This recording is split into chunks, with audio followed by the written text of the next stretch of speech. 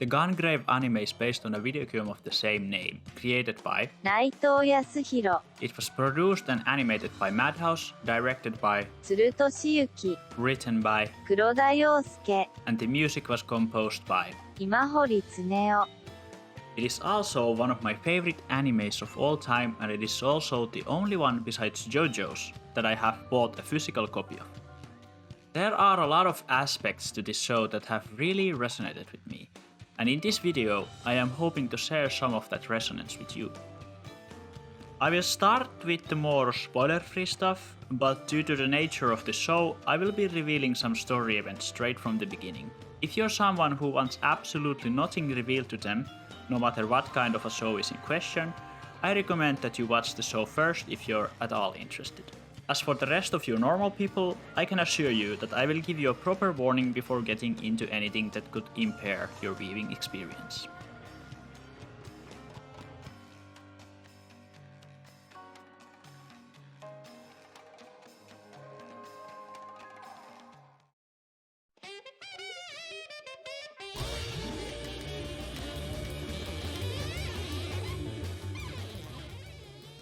At its core, Gungrave is a romanticized mafia drama that tells the story of two outlaws and desperados, if that, the villainous pair of really nice boys who just happen to be on the wrong side of the law. It has everything that a good mafia show needs: gunfights, family, revenge, and of course, a girl named Maria. Maria! There's always a Maria, isn't there? Our two main characters, Brandon Heath and Harry McDowell,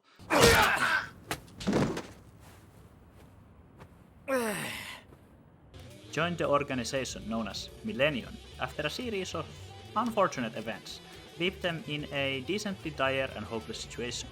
Harry is motivated by his lifelong obsession with the concept of freedom, which drives him to seek both status and power. And Brandon just kind of doesn't want to lose his friend. While Harry climbs up the ladder with the goal of eventually achieving this true freedom, Brandon becomes loyal to the organization itself to the point where his role in it becomes his whole life and reason for existence. 組織を鉄の掟を破る者は決して許されない。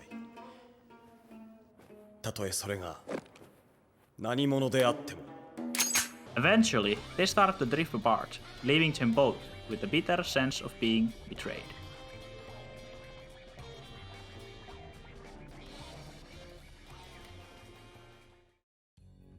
At this point, some of you might have started to wonder, hold on, did you not say that this anime was based on a video game? How come things seem very normal so far? Why is Brandon dressed up as Van Helsing in the opening? And who were those shadowy figures behind our lovable main duo? I will now try to resolve this chain link of questions. As for the shadowy figures, I actually have no idea who they are. Probably just some random background people, but thank you anyways for the excellent question. That Van Helsing looking fella technically wasn't Brandon, and instead he's called Grave.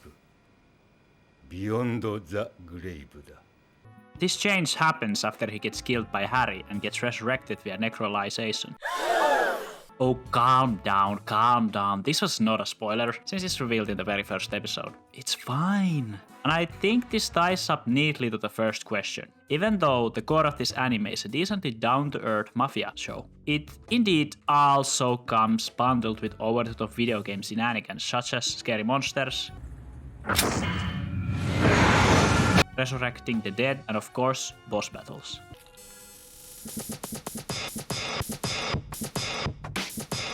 A decent bit of this show's allure to me comes from its great execution of the good old record scratch format. By introducing us to this drastic difference between the past and the present, as well as letting us in on the fate of Brandon's and Harry's relationship, the showrunners managed to add an entertaining dose of flavor to the viewing experience as a whole. It is fun to pick up on the events that eventually lead to the setting changing into a borderline dystopia, as well as to notice the subtle and not so subtle signs that hint us on what will eventually happen between our main characters. Some have made fairly reasonable arguments against the more wacky events that follow Brandon's death. And I would not be completely honest if I claimed that the show did not have a dip in quality in the last episodes. But hear me out. The contrast is kind of funny. And I don't think that I would love it quite as much as I do if it didn't have its silly moments. The show is not afraid of being goofy when it wants to, and it fully maintains its entertainment value all the way through. You just kind of sometimes must think of the silly stuff as a bonus to an already excellent story. Kind of like a complimentary extra Yu-Gi-Oh card you sometimes receive when ordering singles from Card Market. I also find a lot of joy in watching the show basically turn into a Fist of the North Star style boss battle gauntlet for the last 5 or so episodes. And frankly, I still think that some moments like the fight between Bungie and Brandon managed to still stand out as one of the better events in the show as a whole. Also, the last scene with Brandon and Harry still manages to stay bittersweet in the right ways, besides all of its over-the-topness. I quite like Brandon as the main character. It is kind of funny that they kept him as a silent video game protagonist, but tied it neatly into his personality. He is just kind of awkward in social situations and has trouble communicating with other people around him. I also think that this decision was partly made so that the way his relationships with the other characters changed throughout the show would feel even more natural. Most of the other characters are good too. While written quite simply, all of them feel like real people and you can easily vibe with them. The dialogue is also very refreshing for an anime, in the sense that it's kind of decent sometimes. そうですか。信じましょう。人間関係は信用から始まりますから。しかし私はどうしようもなく疑り深い。だから友達も少ない。Not too many unnecessary anime gasps either, nor annoyingly high pitches. But where the dialogue really shines is in the English. Most of the characters have Western names, and they really like saying them aloud when talking to each other. And there's nothing quite like hearing the name Big Daddy spoken with seriousness and respect all throughout the show. ビッグダディ。ビッグダディ。ビッグダディはビッグダディにはビッグダディのためならバラッドバード D。ボブ・パウンド・マックスだよ。ブランドン・ヒート君だ。ハリー・マクドエル。マッドネス・ブンジ。 Insert poop joke here. While not quite as flashy or stylized as some of my other favorites, like JoJo's and Dorohedoro, Gungrave really nails what it's going for. The animation, while often sluggish and minimal, combined with the art style, colors and pacing, creates this soothing and relaxed atmosphere that really manages to suck me in. It is not uncommon for me to find myself watching a full episode after I get the urge to see a specific moment or scene again. And as those who know me a little better can tell you, rewatching on my own isn't something that I do very often. Sure, the animation quality can greatly vary between awkward and smooth, but you really get the feeling that they did the best they could with what they had. And what really makes everything come together is the amazing soundtrack. I don't know how much of it was directly borrowed from the game, but all of it was used to complement the show perfectly. It is hard for me to fully communicate the amount of respect I have for the soundtrack, but with the lack of better words, I would describe it as calm and personal, yet unsettling and restless. And before I get on with the next part of this video, I just must point out that the ending song, When the Sky Burns Red by Scooby-Doo, is my second most favorite anime ending ever, only eclipsed by a certain unfairly good one. This song hits so hard at the end of every episode that you just kind of have to sit there and listen to it all the way through.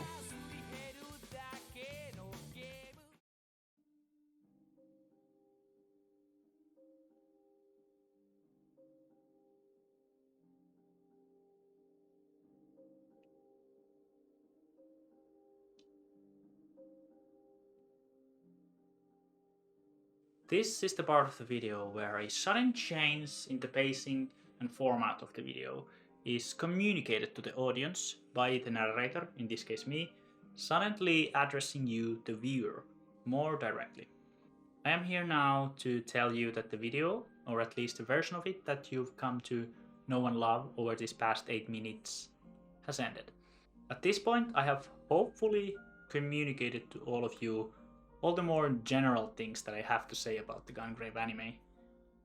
And in short, I'm not claiming it to be high art or anything like that, but a very solid piece of media that offers an experience that at least myself personally have not been able to experience anywhere else. If you've liked things that you've seen and or heard today in this video, I highly recommend to you that you go watch it. How to best access the show? That I'm not so sure of. I don't think that it's available in any of the major streaming sites. I could be wrong. And I'm not really expecting people to have an access to a physical copy. So you might need to find an alternative method that best suits you. I'm going to show you 2 scenes from the show and provide some context to both of them. Ideally, I would like to show you a lot more scenes because a lot of what I like about the show would be best described to you by just talking about the scenes a little bit more directly. But at that point, I think it would just be better if you've seen the whole show first. And here I would finally recommend to people that haven't seen the show yet to go watch it before continuing, because these are some scenes that, while they won't ruin you the experience of watching the show if you see them now, but there are still some rather emotional and intense scenes, in my opinion, that are best experienced on a proper watch.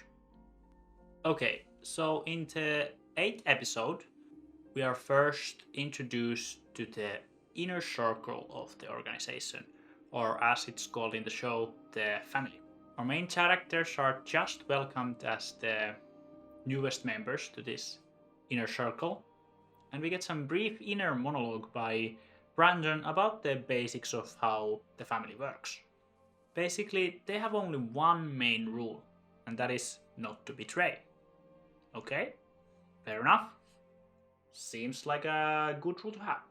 Anyways, we are then introduced one of the senior members of the family, Sid. This happens conveniently through our main characters first introducing themselves to him, and then some of the other senior members also join in on the formalities. We get to learn more about him throughout the show over some friendly, cozy and tipsy chats, where some of the characters reminisce about the times that the organization was just getting started.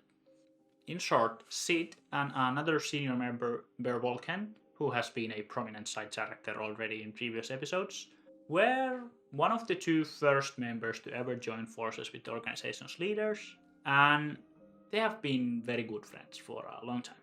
Here we are only now interested in the fact that one of Bear Volcan's guests have been mysteriously killed, and the organization is looking for the culprit. And then after some simple puzzle pieces fall gently onto their places, we find a drunken Sid in the docks crying over his no-good son, who acted on a black market transaction tip without permission and ended up accidentally killing Bear Volcan's guest. Sid then chose to help his son by letting him escape, thereby violating the one rule that the inner circle has, because the organization needs to save face and act out their core principles, even though none of the members really want to do it to Sid, being a loved and respected member of the family. And then we have this scene where Volcan finds Sid near the docks, and they share one last smoke together. And also, this one is slightly edited by me, cutting out a few parts where the show suddenly cuts to another conversation, and Sid goes over a little bit some stuff that I've already covered here. But yeah, just figure out from the context clues.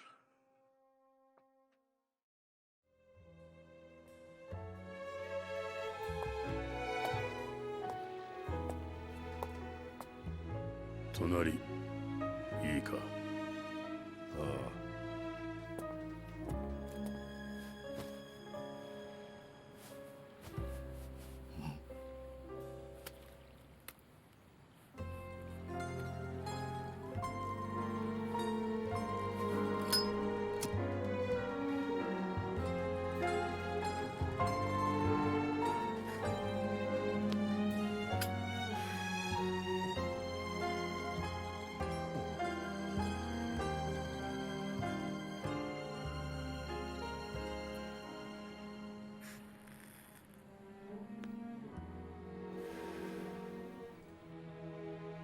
どうしてここにいると分かった？昔お前と取り合った島だからな。こんなちんけな場所を命がけで取り合うなんてな。今考えるとバカみたいだ。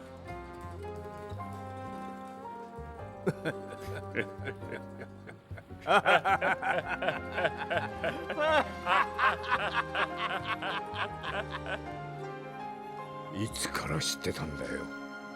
お前が俺の屋敷に泊まると言い出した時からだ。らしくなかった。シドガラルデらしくなかったんだよ。そうか。ああ、そうだ。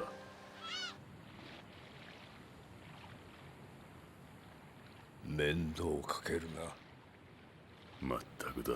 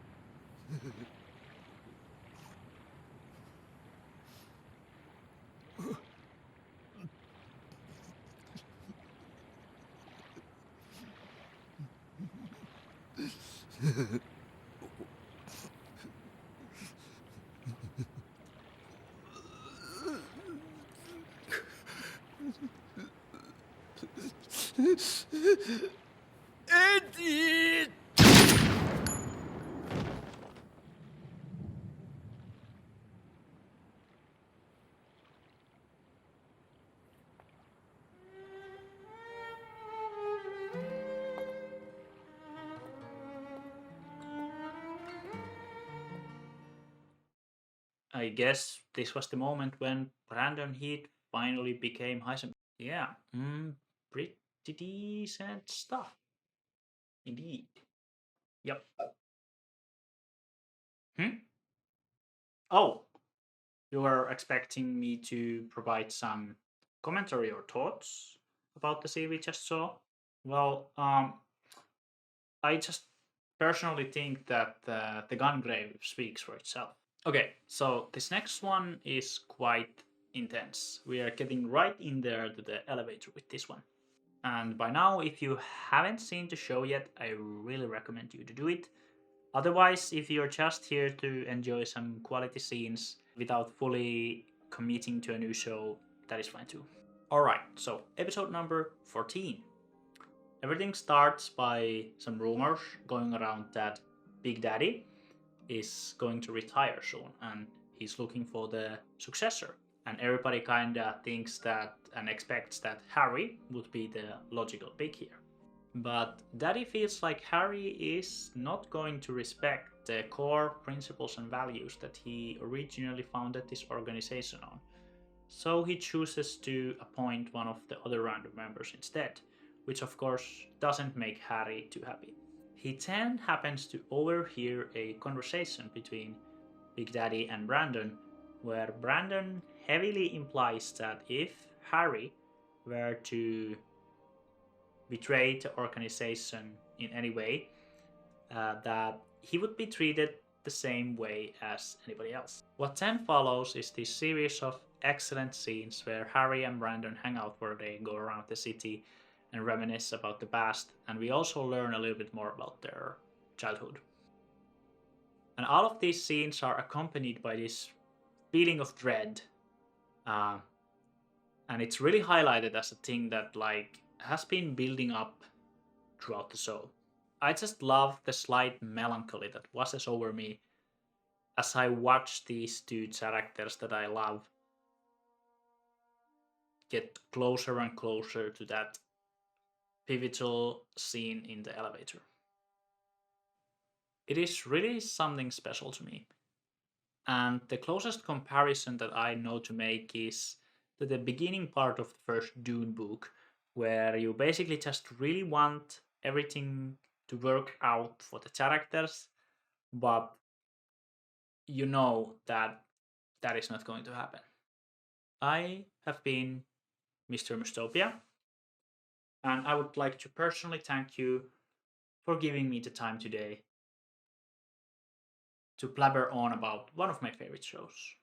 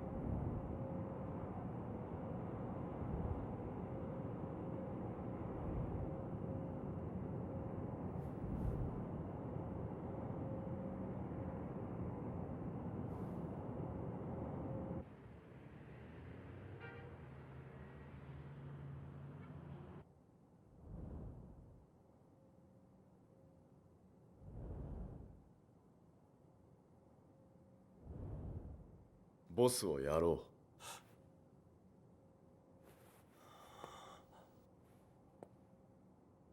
う。あるものを手に入れた。この町、いや、もっとどでかいことができるすげえ力だ。調和とかなんとか言ってるボスはただの老いぼれ。上を目指す俺たちにとって邪魔なだけだ。それにボスをやればマリアもお前のものになる。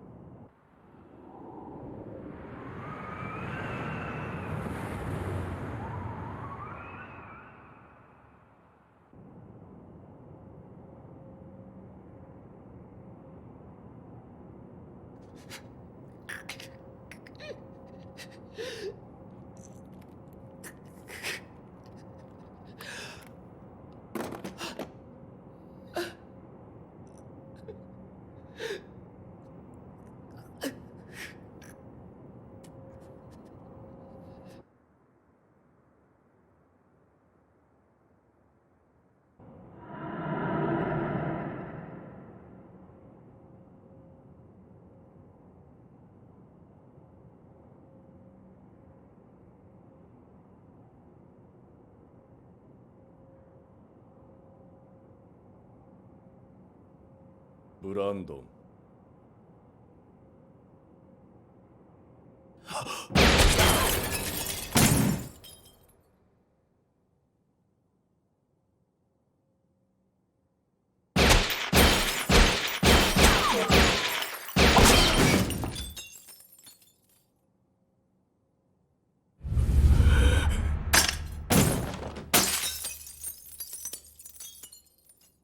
ブランドン！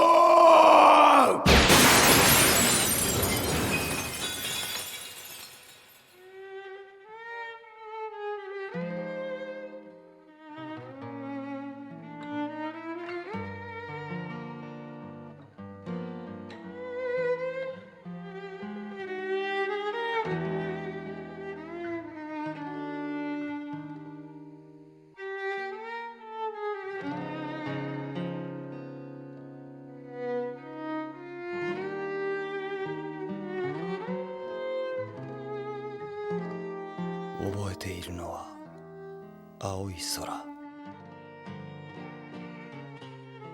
覚えているのは輝く雲。覚えているのは